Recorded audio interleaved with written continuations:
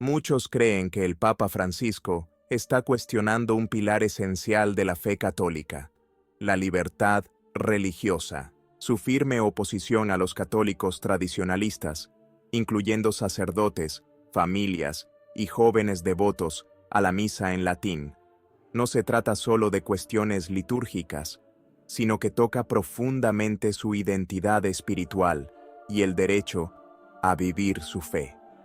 ¿Cuál es la verdadera razón de esta aversión hacia la tradición? ¿Se trata de una cuestión espiritual o de una estrategia para redefinir la Iglesia? Quédate con nosotros para descubrir cómo esta batalla podría cambiar el rostro del catolicismo. En los últimos tiempos, los sacerdotes fieles a la tradición han sido objeto de críticas cada vez más intensas. Se habla a menudo de rigidez, un término que de simple descripción se ha transformado en un arma para desacreditar a quienes eligen seguir formas litúrgicas y doctrinales con profundas raíces en la historia de la Iglesia. Sin embargo, las recientes declaraciones oficiales han ido más allá, insinuando incluso dudas sobre su equilibrio mental. Jóvenes sacerdotes que optan por vestimentas litúrgicas tradicionales, como sotanas con encajes y telas finas, son acusados de sufrir de fragilidad emocional o trastornos del comportamiento. Este tipo de retórica no se limita a ridiculizar una elección estética y simbólica, sino que busca minar la credibilidad de su vocación y de su estilo de vida.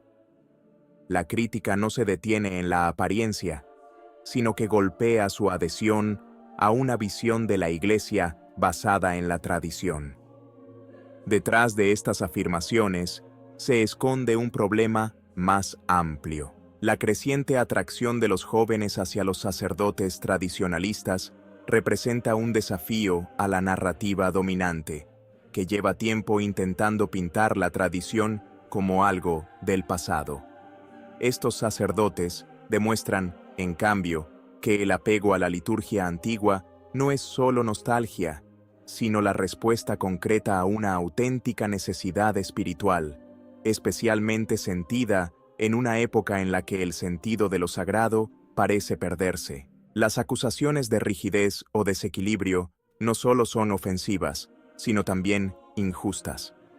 Presentar la elección de seguir la tradición como una señal de inestabilidad mental no solo desacredita a estos sacerdotes, sino que abre la puerta a medidas disciplinarias y restrictivas. De este modo, se construye una narrativa que justifica controles y limitaciones, pintando a estos hombres de fe como un problema que hay que afrontar y resolver dentro de la Iglesia.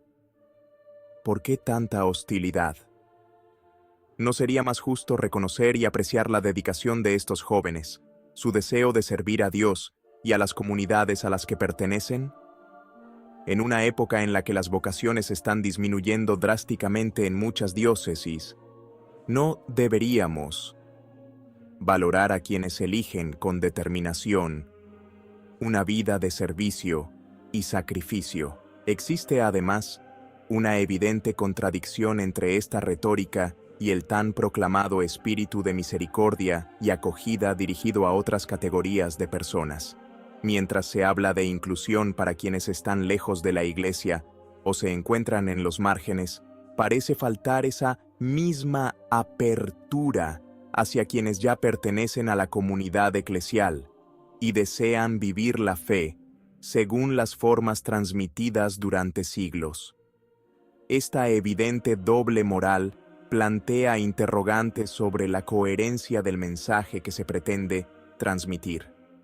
Hay, además, un aspecto aún más desconcertante. Mientras que los sacerdotes y fieles vinculados a la tradición son criticados, las cuestiones más graves que afligen a la Iglesia reciben poca atención o se abordan con superficialidad.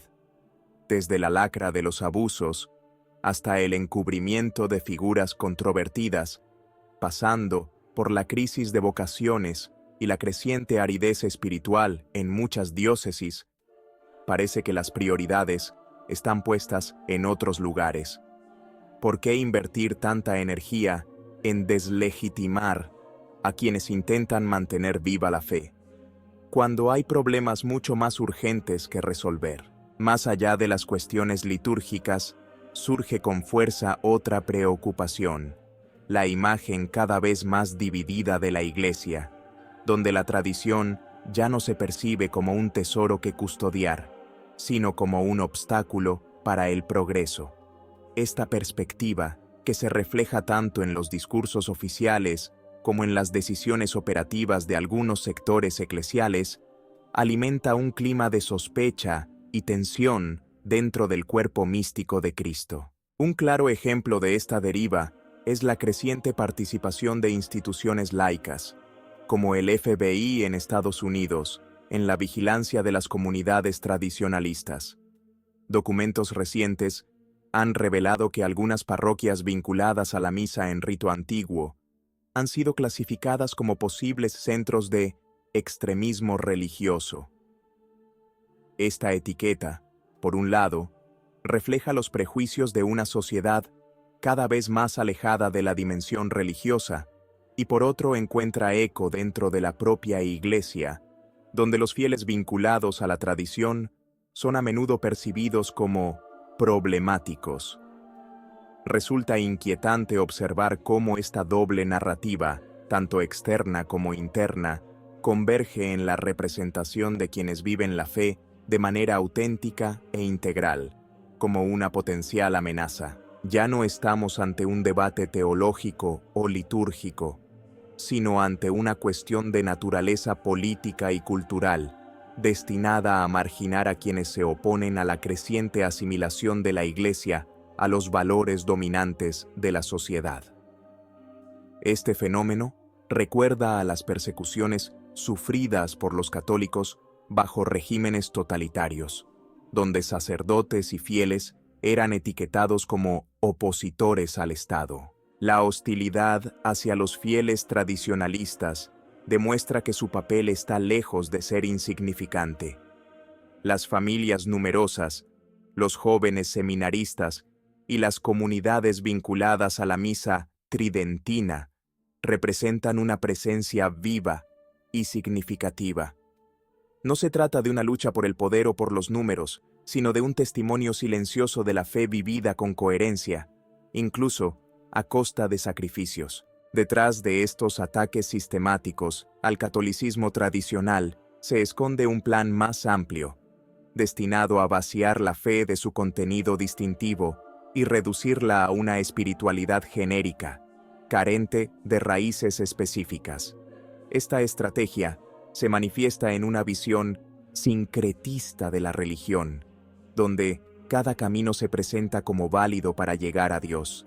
Un mensaje aparentemente inclusivo, pero que mina los cimientos mismos de la fe católica. El humanismo que proponen algunos sectores de la Iglesia ya no es el cristocéntrico que forjó la civilización cristiana, sino un humanismo secularizado, donde Dios se convierte en un concepto abstracto y la fe se transforma en un instrumento para promover valores terrenales, como la paz, la justicia y la igualdad. Aunque estos valores son importantes, privados de su origen trascendente, se convierten en meras fórmulas sin profundidad. El catolicismo tradicional, con su énfasis en la verdad y en la trascendencia divina, es visto como un obstáculo a superar para quienes defienden esta visión secularizada. En la base de esta deriva se encuentra el abandono del principio que afirma: extra ecclesiam nulla salus. Fuera de la Iglesia no hay salvación. Este principio, a menudo malinterpretado, es el corazón de la identidad católica.